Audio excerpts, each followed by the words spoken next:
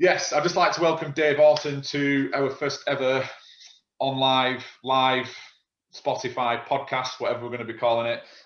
So Dave, thanks very much for coming on. Not at all, mate. Thanks for having me. No problem at all. So yes, so we're going to start off with who you are. So who is Dave Orton? What is your background? How did you get into physio?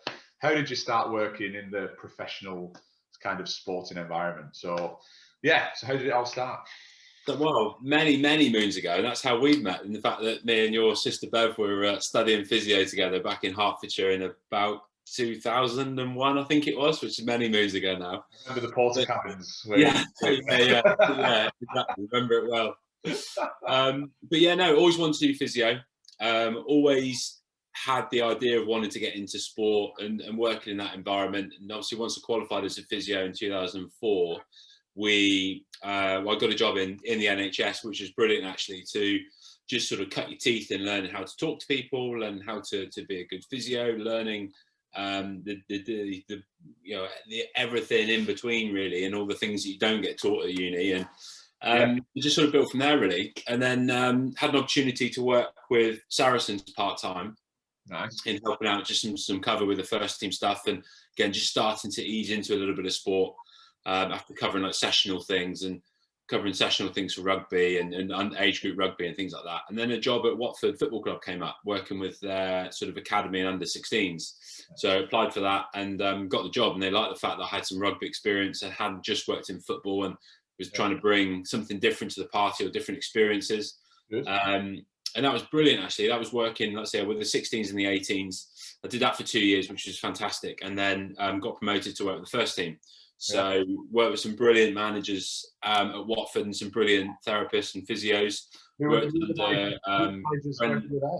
Sorry, mate. Who were the managers when you were there? Was this when they were in the Premier League? No, they'd just come back down to the champ. So I'm still good pals with Sean Dyche, who's now up your neck of the woods. I'm Leicestershire, just to give some context to where you are.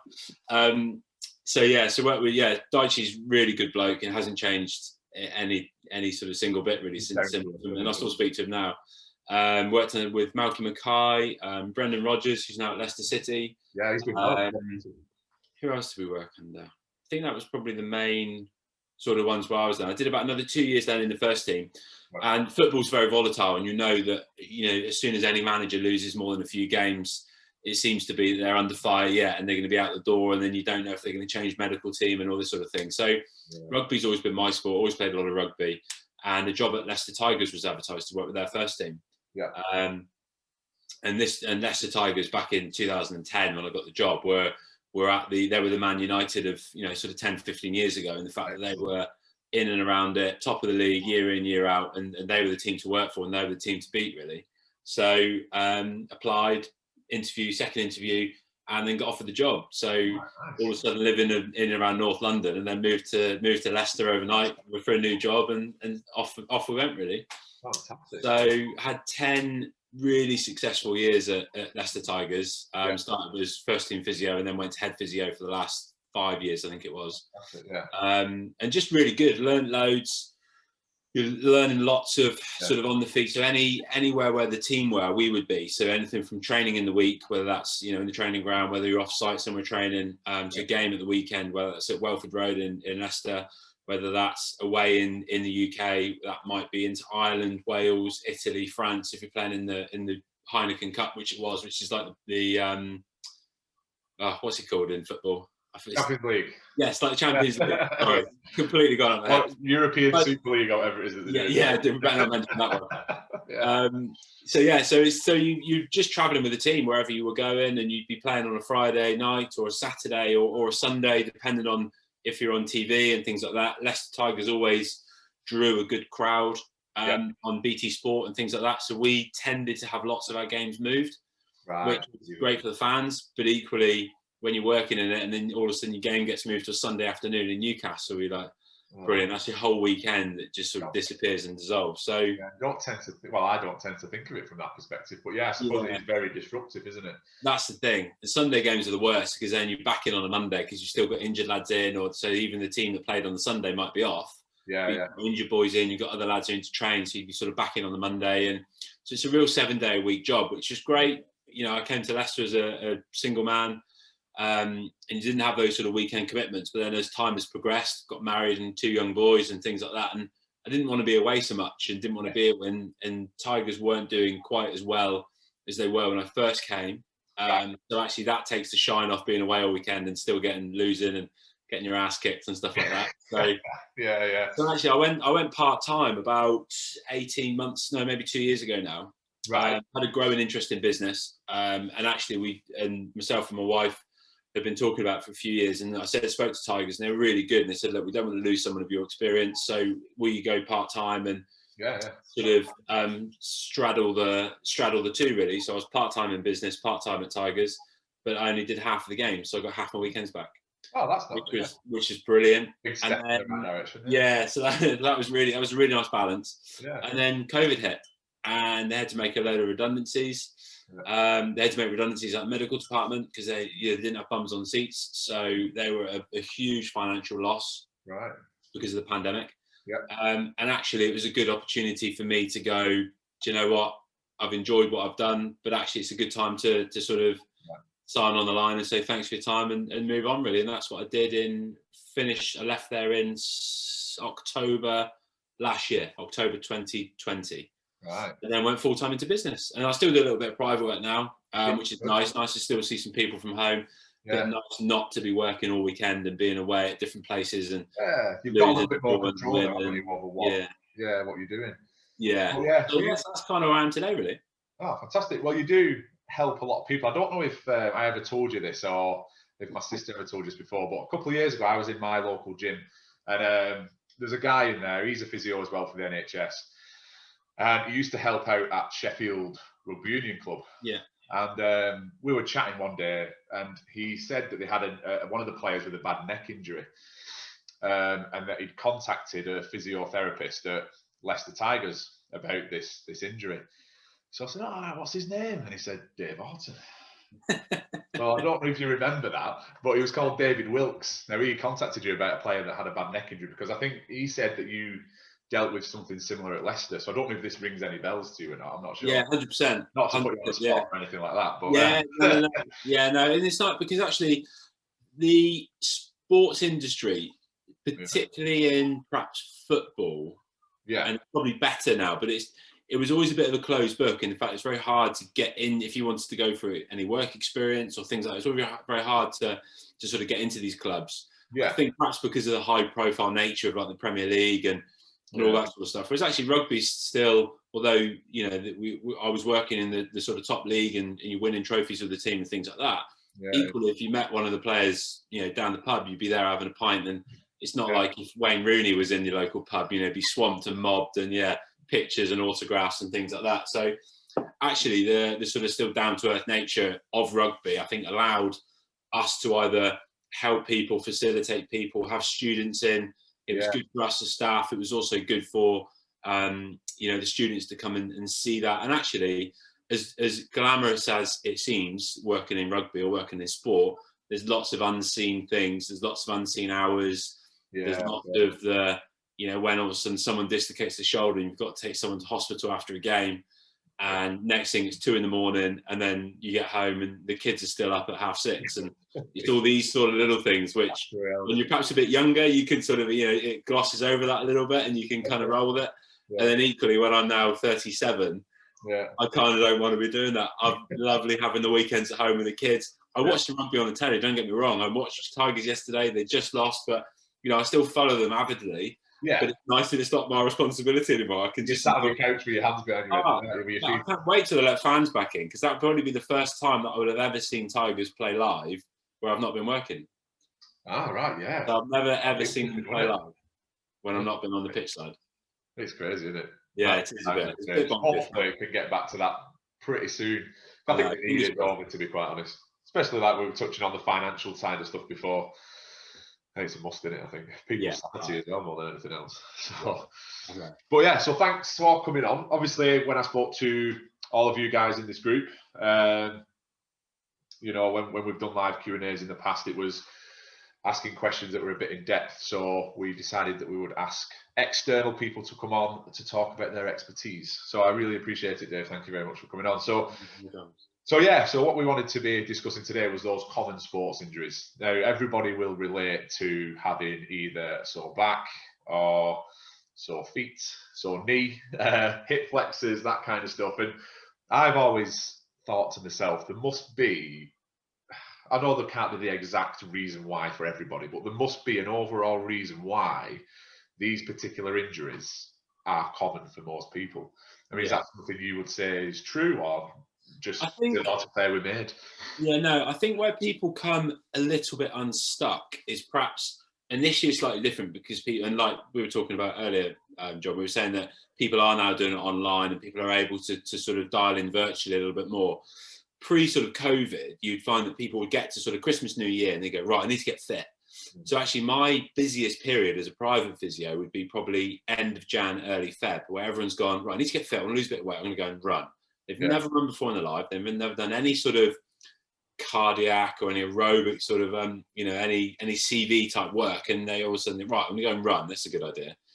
And then about 4 to 6, maybe 8 weeks later, they'd start to break down because they've not really addressed it in a mindful way. It's been very just, right, I'm just going to go and run. They've not tried to progress the load, or they've not tried to increase things steadily or in a linear fashion. Yeah. And that's the biggest issue, I think, is when people go from sort of zero to hero almost. It's about trying to build in what you can start now, and whether that's with you, whether that's doing other online sessions, whether that's when you're getting back into the gym again. Yeah. It's about going, what can I be doing now? What can I fit into my week now that I will still be doing in 6 months' time, in a year's time, in 18 months' time? Yeah. You see people that come out of the traps on the 4th of Jan when the gyms reopen after New Year, and they're in there like 14 times a week and stuff. It's like diets as well, isn't it? You know, people will go, right, I need to lose a load of weight. Right, I'm going to eat celery sticks all this week. And then again, it's Saturday.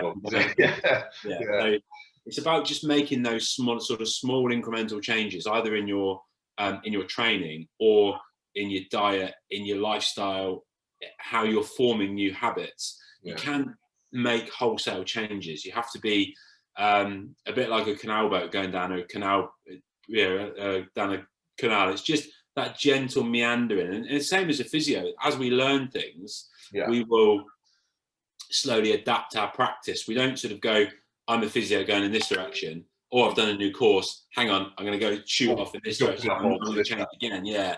So it's about just keep sort of, I suppose, learning and almost taking every day and just sort of adding that into the sort of recipe book of just how we sort of slowly meander forward and how we change and evolve things, really. And exercise should be the same. And I think as long as you're not making too many sort of big wholesale changes, then again, your body should adapt to that over time. Yeah. But it's this whole, I've not done anything for 6 months and now I'm going to go and try and run 10K. I'm going to try and run half marathon and stuff like that over 3 weeks. It's never going to work. Your body's not going to take that sudden jump. And we used to do that in rugby. We used to monitor loads, running distance, running speeds, so that, we're not they're not running at this sort of level. And then all of a sudden they're going to jump up into a massive spike, because then it might not be the initial issue or that first week, but it's normally 4 to 6 weeks after. That's when things might break down, when someone might pull a hamstring, might pull a calf, something like that. So that's probably the wholesale change. But it's also the strength work is really important. So I see a lot of people who have had like grumbly Achilles, or keep pulling the calf, or might have a recurrent hamstring. Those footballers who have that sort of dodgy hamstring, is very often they will not do enough strength work in the rehabilitation phase. They'll just go, oh, actually it feels okay now, it's not sore when I walk, and I can try and run, and yet it feels okay. And then again, 3, 4, 6 games later, 3 or 4 weeks later, they pull it again, and then it's just that sort of repetitive cycle. But it's the strength work which stuck into. So strength would be a huge one. So in terms of, we touched earlier on feet. I know I bang on to people about feet sometimes, about trainers and things like that.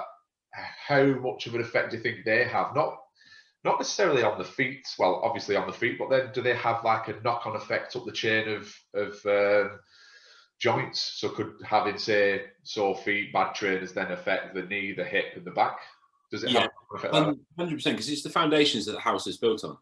Yeah. So if you haven't got sort of good foundations, you're going to struggle to get out of the ground, really. Yeah. So from a footwear perspective, I wouldn't go too fashionable. I wouldn't go too off-piste with it. I wouldn't go too, you see these trainers that are incredibly soft nowadays. I wouldn't go for a really rigid trainer either, that you might go, well, you're an overpronatus, you need this type of shoe.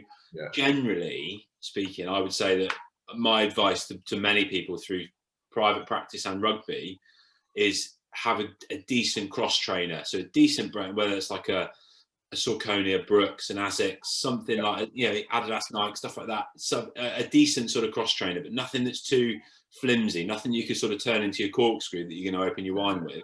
And equally, nothing that's like a DM boot either. That's absolutely like rock hard. So something in the middle is generally a good start point. Yeah. But like we were saying there about the strength work, that also is coupled with that, because things like when you're running, there's about 8 to 9 times body weight that goes through your Achilles. So there's a huge amount of force that goes through that in these ballistic sort of movements. So if you take, standard, if we would go call someone 100 kilos, so that's 8 to 900 kilos of force that's going through that Achilles on every single stride. So all of a sudden you can see now that how running, then, people, I'm just going to go for a run.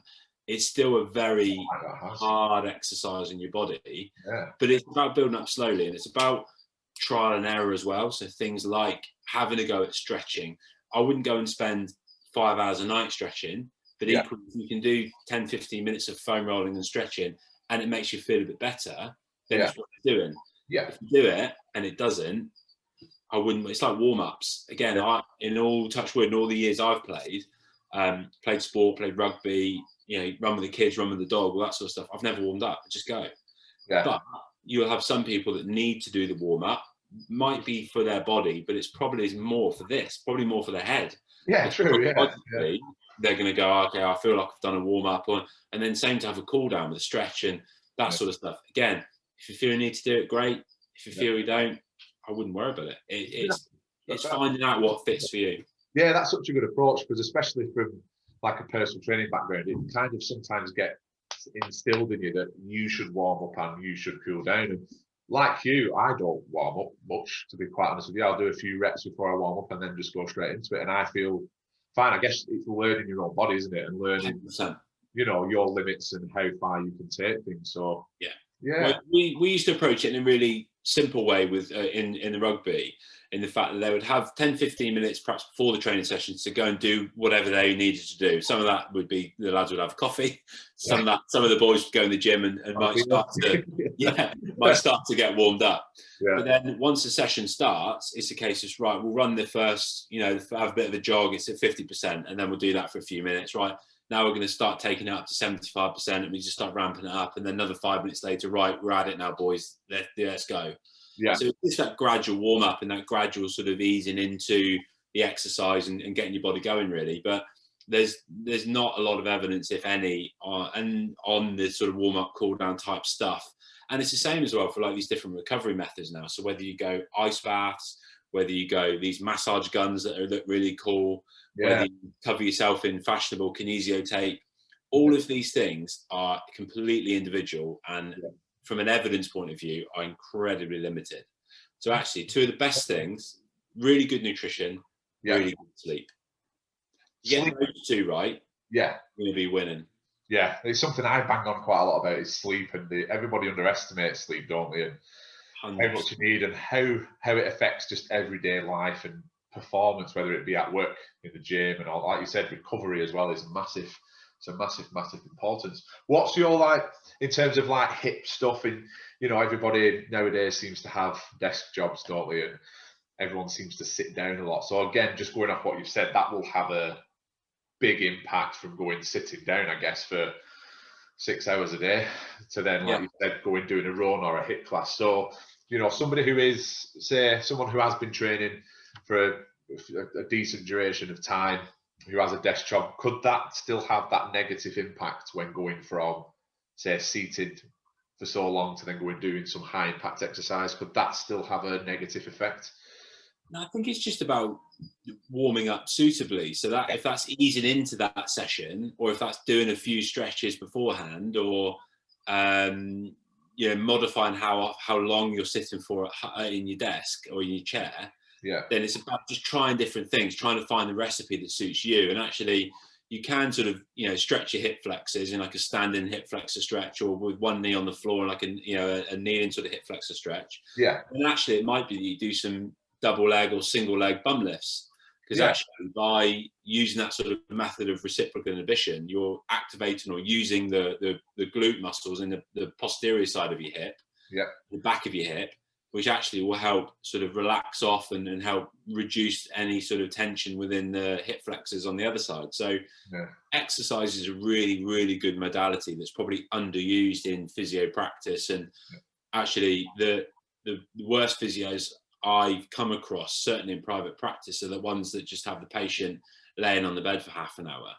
Because actually that's such passive treatment. I like to get people maybe on the bed for 10, 15 minutes if you need to, but then actually, right, let's get up and do some exercise to try and address these issues, because otherwise, and rugby players were the worst for it, by the way. In fact, lovely. And in fairness, if someone offered me a massage, I'd be every day. I'd be like, happy days, like they'd be lovely. It's probably not affecting my sort of overall physiology.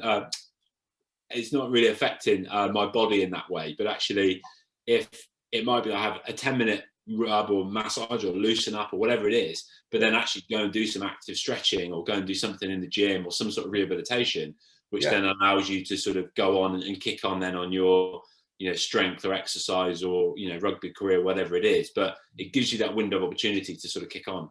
Well, yeah, I suppose it's like training relative to your sport, isn't it? I guess, the recovery side of things is on a similar level. I've never thought of it like that. So obviously, if you're a runner, you will run and you will train as a runner. You wouldn't train as a runner when you're an Olympic weightlifter, would you? You've got to have it specific to your sport. So I guess, that makes sense. If you are getting these reoccurring injuries, then, just sitting, stretching for an hour at a time, might help. But in the long run, it might be better, like you said, incorporate your probably 8 to 9 times out of 10, there's probably some with an injury or a recurring sort of issue that someone gets, there's probably some sort of underlying weakness or muscle type issue in and around that needs to be addressed, or you need to continue that sort of strength work to really focus on the area. And unfortunately, once we get injured or post-surgery, that tissue quality or that structure is never quite as good as it was originally. So you're always going to have to work at that to just try and keep on top of it. And same as we get older, unfortunately, after about 21, it's a bit of a slippery slope in the fact that that's probably when our tissue sort of quality or tissue type is at its best. Right. And after that, it slowly becomes a bit less elastic and a bit more frayed, and it's a little bit more wear and tear, which is expected, but it just means that we need to do a little bit more to keep the balance and keep that sort of equilibrium, really. Yeah, that explains why when I get up in the morning, the first 10 steps out of bed are an absolute killer. That's probably what that is. It could be, mate. It could be, that's the thing. So. That's not a good sign, is it? But Depends on what you did the night before. If you've done a hard training session, then getting up and having a bit of that, if it's like DOMS, that muscle soreness, then again, that's okay. If you're getting up and you've got more sharp acute pain going on, then you might have overdone it in the gym or overdone it in your training or something. Saying that though, it relates back to what you just said then about how much weight is actually distributed through the body, especially when you're running, and the impact, because it relates because when I'm heavier, which I am at the moment, I feel worse in the morning than what I do when I'm at my lightest. Well, when I'm at my lightest, I can get up in the morning and I'll be perfectly fine.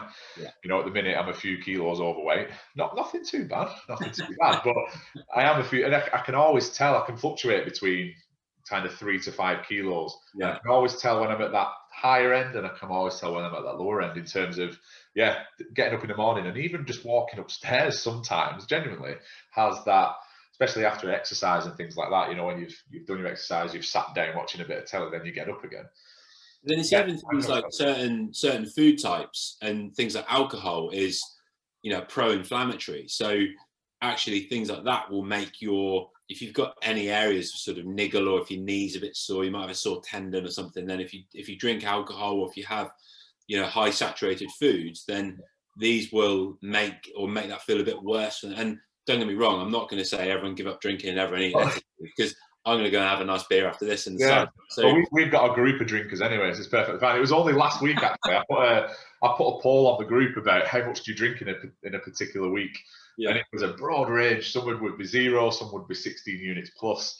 And I've actually just done a video about alcohol and that kind of. But it's interesting what you say there about the inflammation side of things, because massively. So that has a real effect on that, and there will always be that aspect of that being a very pro. And you can even look up different pro-inflammatory food types. Yeah. You know, things like pineapple is a very good anti-inflammatory food, and there's loads of work, really esteemed authors and stuff, far greater than me, know a lot more than I will know about it. I probably know enough to know about what I could probably get away with and what I would try and steer. And the same as when you're having a few beers, when you get to that point, you think I've had enough now, so I won't feel too bad in the morning, and not having that cut-off point. And particularly, we've both got young kids, so it's nothing like a 6:30 wake-up call and you're feeling a bit jaded. So having that cut-off point, I suppose. And again, everyone's individual, and that's the thing, and everyone's on their own sort of journey, and finding what works for them is probably the biggest thing I found has helped it over time, certainly as a physio, is educating people so that they can make those decisions as well. So I might give someone 2 or 3 exercises, but say, look,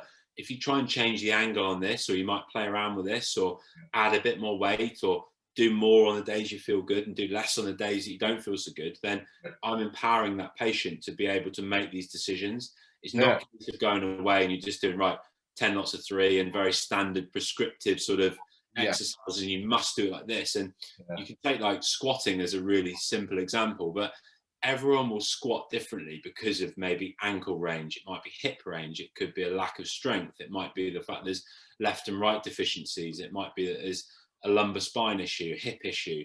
There'll be an infinite amount of different issues that people will have on a real simple exercise like a squat. So actually, as much as you can try and teach it and correct it, I kind of let people go with the flow a little bit and try and find their own path.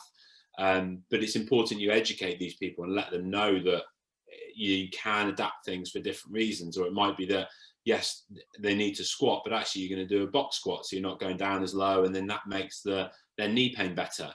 But then actually, because they've been able to squat for the first time in 6 months, that's then helping them positively, as opposed to go, well, you can't squat and get your bum all the way to the floor. Well, let's not squat. Let's go away from that. Let's do something else. But exactly. It's having empowering that person to do that. And actually, do you know, the squatting type of thing, well, I was going to mention it a minute ago with running, but you think of running as a single leg exercise. So we need to get that person. We need to get that person strong on one leg, because that's where they're going to be when they're. So things like squats can be good, but I think you need to mix that up with something that's single legs, like a lunge or a rear foot elevated split squat, or something that's challenging that muscle type in a different way. Because if you've got for instance, a dodgy right knee, if you just do a normal squat, you're probably going to be edging like 60-40, probably to the left side. So actually, if you isolate that right side and you have to make it work, again, in a suitable way and all these sorts of things, then you give it a chance to sort of come back into line with the other side, really. Yeah, that's a good point, actually. For me, there's no such thing as a bad exercise. It's about finding the right range, the right weight, sets and reps. There's not that many things that we can adjust. But one that always used to get a bit of a bag and was, not if you're going to like do a overhead press, it's always some sort of chest and keeping it in front of your face. And it's bad for your neck if you do it behind you. It's like, who said it's bad for your neck? Like exactly, it's like doing a lat pull down, isn't it? They say that's simple as a lat pull down, don't they, behind the head? But like you said, touching on the educational side of things, I see it a lot where people, especially in the PT world, they're not educated enough. Where they'll come to a personal trainer, they'll come to you. They'll come to learn. They do come to learn something, and obviously for you to help them to improve on X, Y, and Z. And education is key, because they should come to us and learn things so they can then progress their own lives, really. There's so many times I see people in gyms and things like that, still with personal trainers, and they're walking on a treadmill for half an hour. And you think, well, they're not getting anything from the session anyway. They're not learning anything.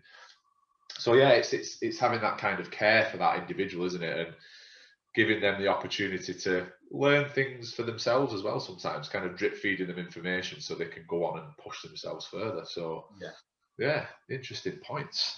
So in terms of picking up these kind of popular injuries, those that don't have these popular injuries, I mean, we've touched a little bit on how we can prevent them, but what could we be doing ourselves as normal, human beings that aren't athletes? What could we be doing ourselves in order to help prevent us getting these kind of popular injuries?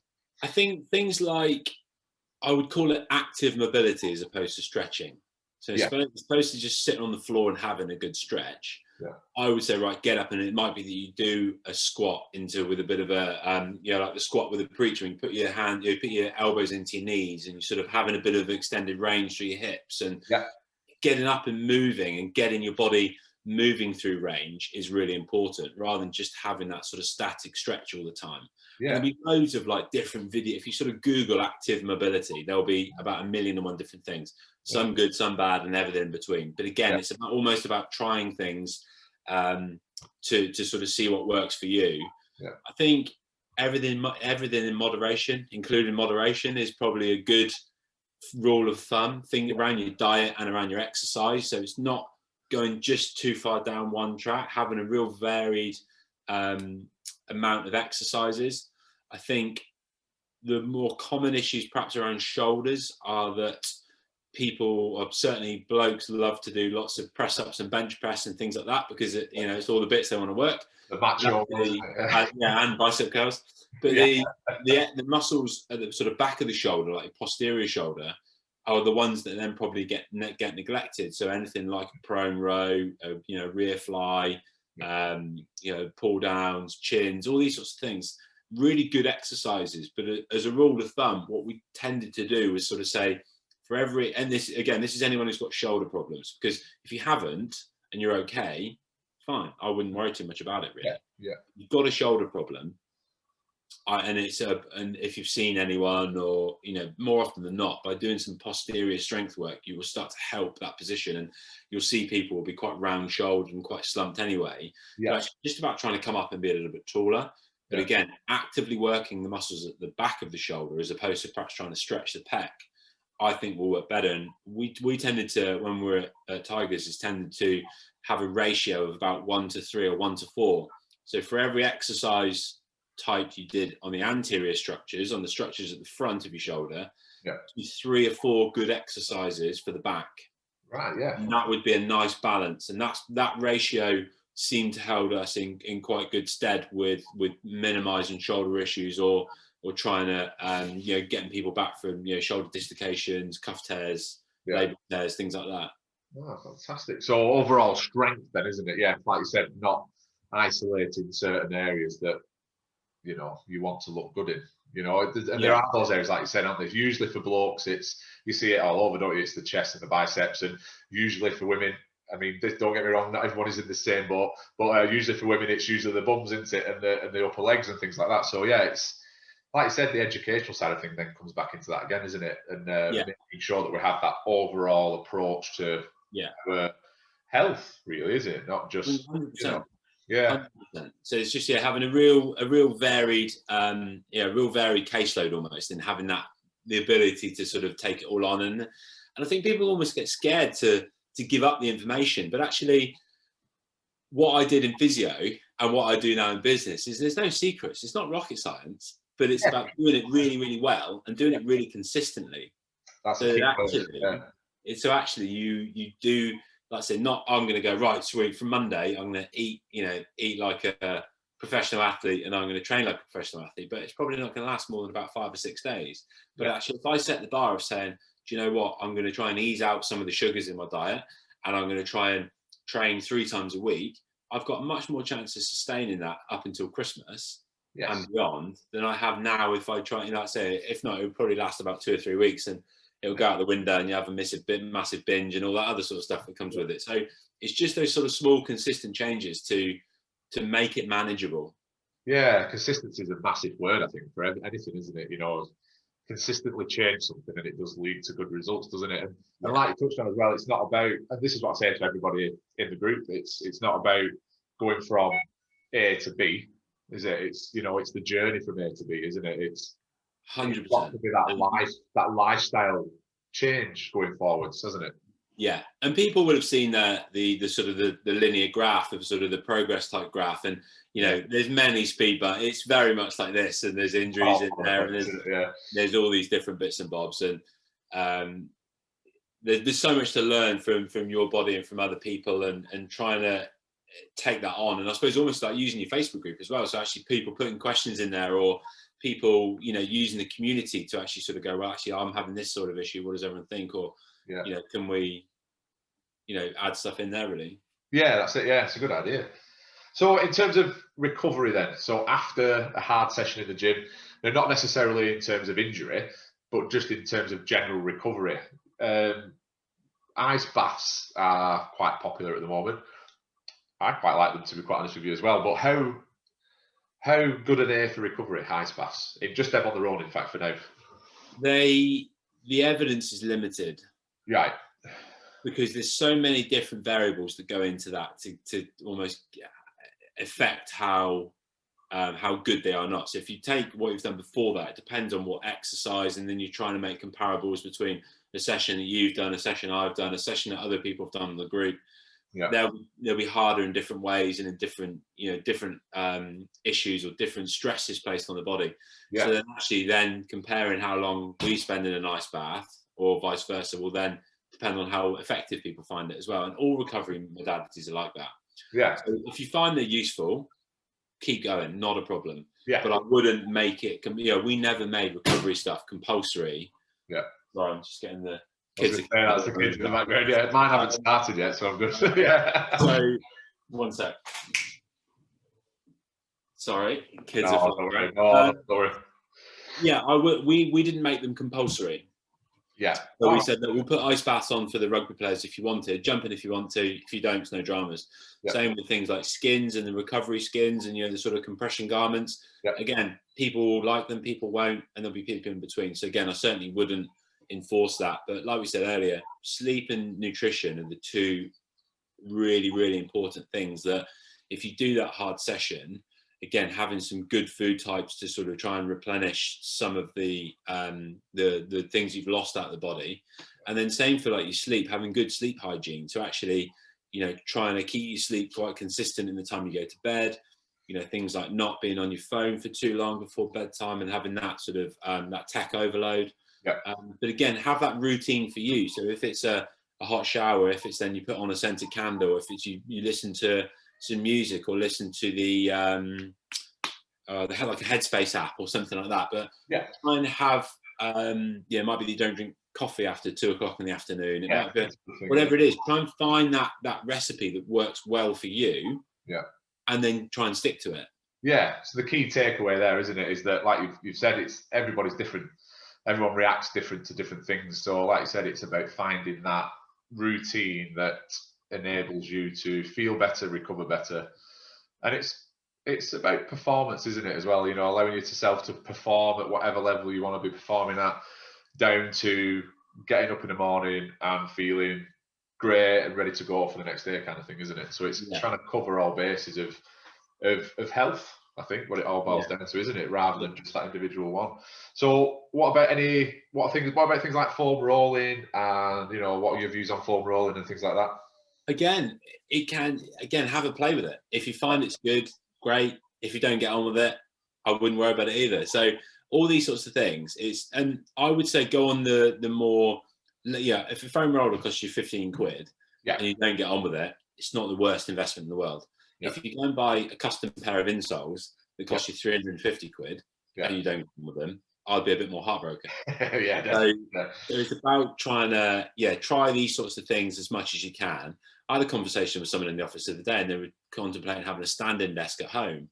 Right. And I said, well, have you tried one? You know, have you tried standing for the day and working at your laptop? And he said, no, it's like 600 quid. And I was like, go and stand at your kitchen island or your kitchen worktop and work there for the day and see how you get on with it. And if you find that your back is better, and then after 2-3 days, you think it's good, then perhaps invest in it. But I wouldn't go and invest in it off the bat, and half an hour into your new standing desk, you're going, oh, I don't like this. My feet are sore now. That's a thing. So it's very much having to play around with these sort of different bits. I tell you, it's actually I've got something in my physio bag right next to me, which is quite good.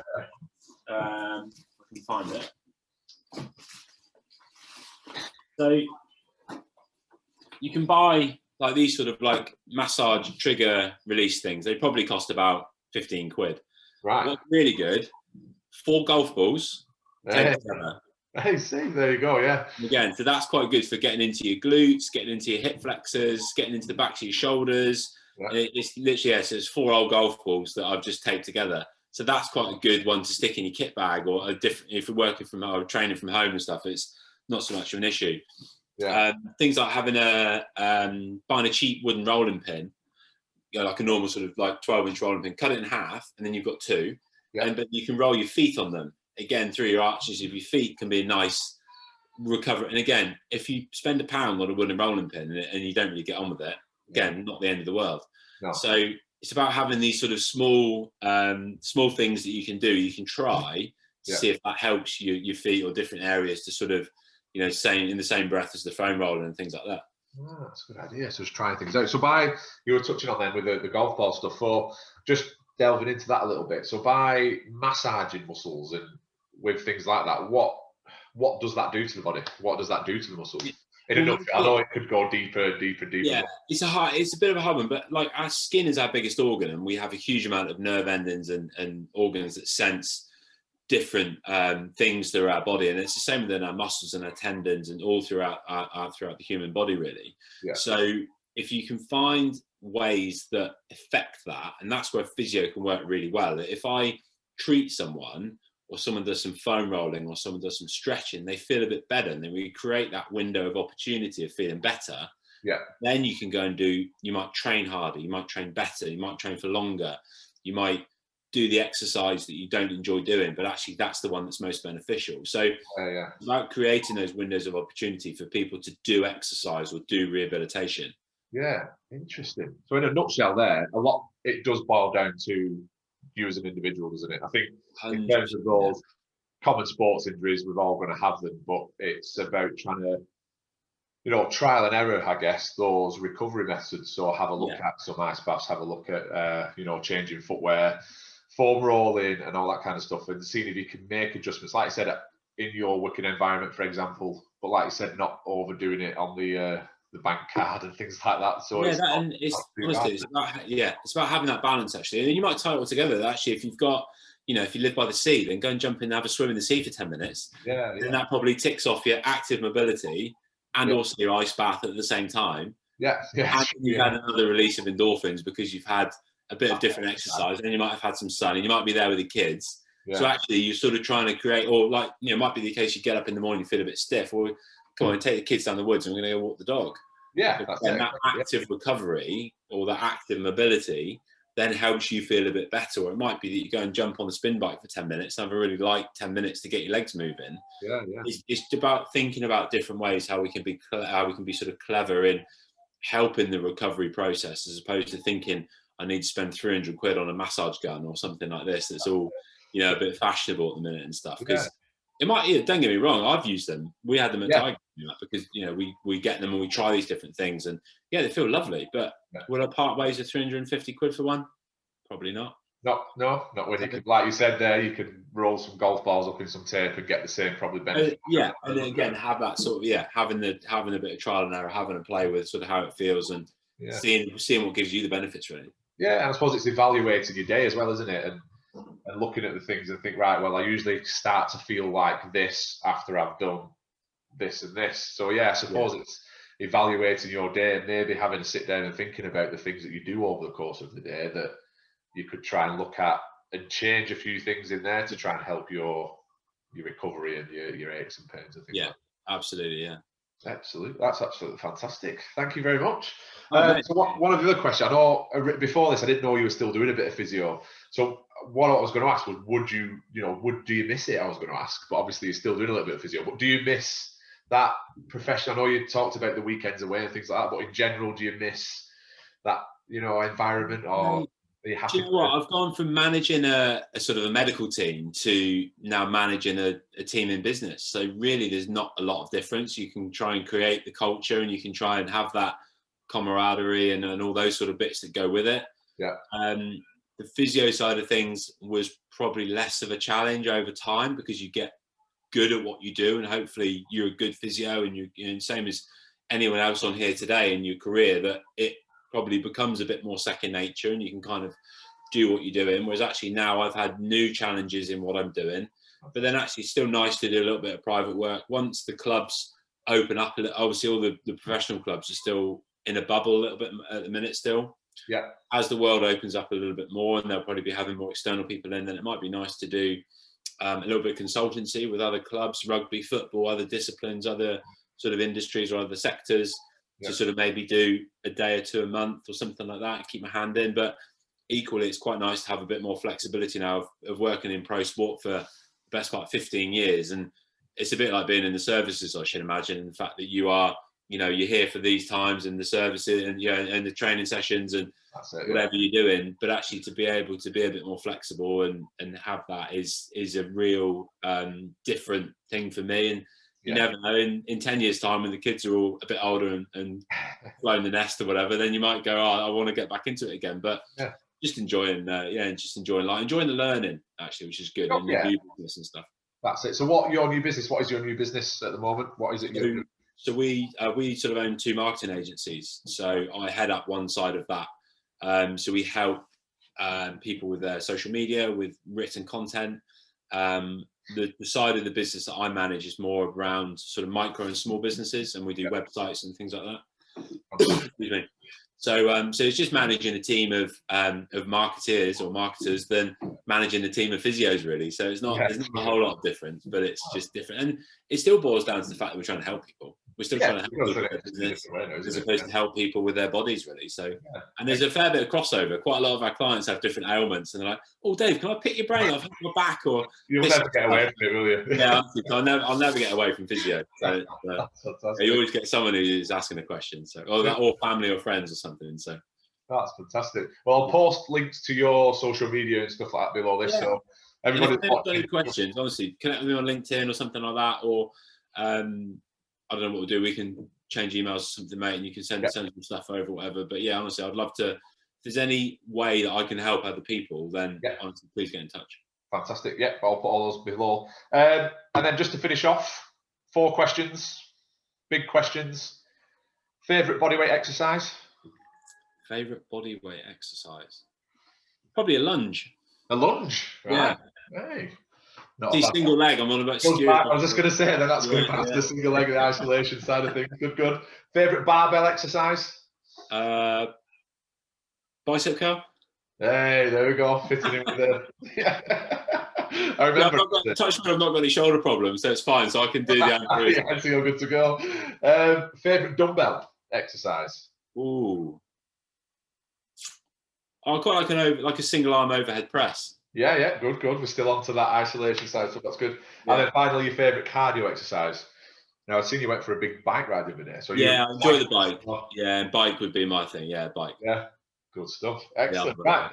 Well, thank you very much for your time, Dave. I really appreciate that. Thank you, mate. I really enjoyed it. Covered all our points there to a T. We've not had much through on here. I've had people watching, so I think we've covered everything that we need to. The only one thing that really came through was Manfred. That he makes alcohol for a living. When we were touching on alcohol.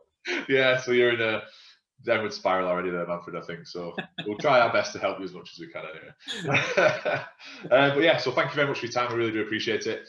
Thank you. Everyone else, you can watch this live in this group for however long you want it to be. It will be going in the new membership site as well. And then I will be putting it on Spotify today, and it will go live on Spotify and a few other podcast providers over the next couple of days, so you can listen to it in your car, if you're out for a walk, or wherever it is that you might be. So, but yeah, there we go. Dave, thank you very much for your time. I really appreciate it.